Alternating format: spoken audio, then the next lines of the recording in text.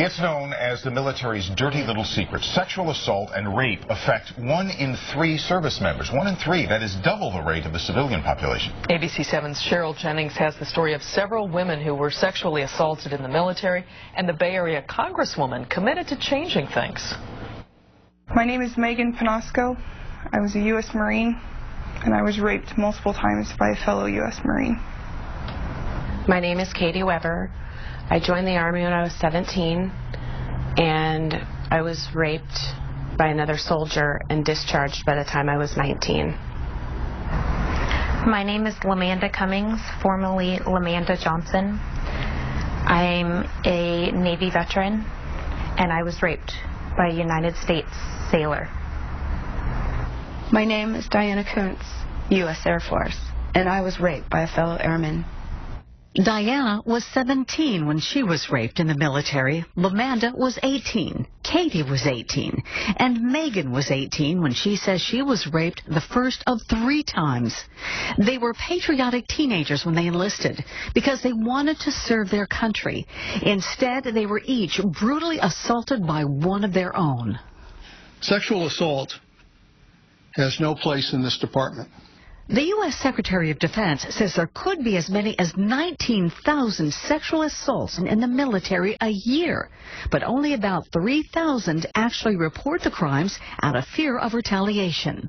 I was scared because my offender was in my chain of command, so I felt that by reporting it would just aggravate it.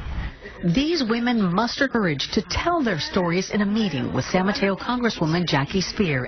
He then just turned into some animal and attacked me, raped me, ripped my clothes, and when I tried to get away several times, he was pulling me back by my hair. When they tried to report the military rapes, they were victimized again. Well, the word moves through the unit. They become pariahs. The presumption is that they are lying. They had planned for long-term careers, but instead were discharged from service early.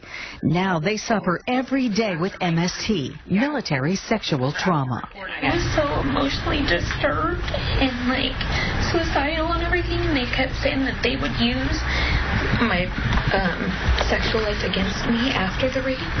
Their rapists are walking around free men. My bill would develop a sexual predator database. Congresswoman Jackie Speier has introduced a bill called the STOP Act, which stands for Sexual Assault Training Oversight and Prevention Act. It would directly affect the way victims report assaults.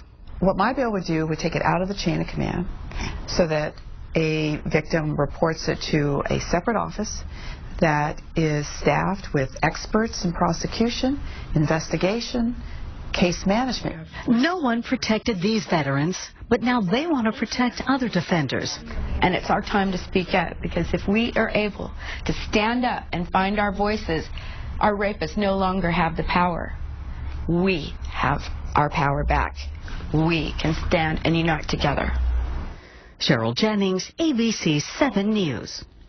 And you can learn more about military sexual trauma. We have a link to a website called Protect Our Defenders.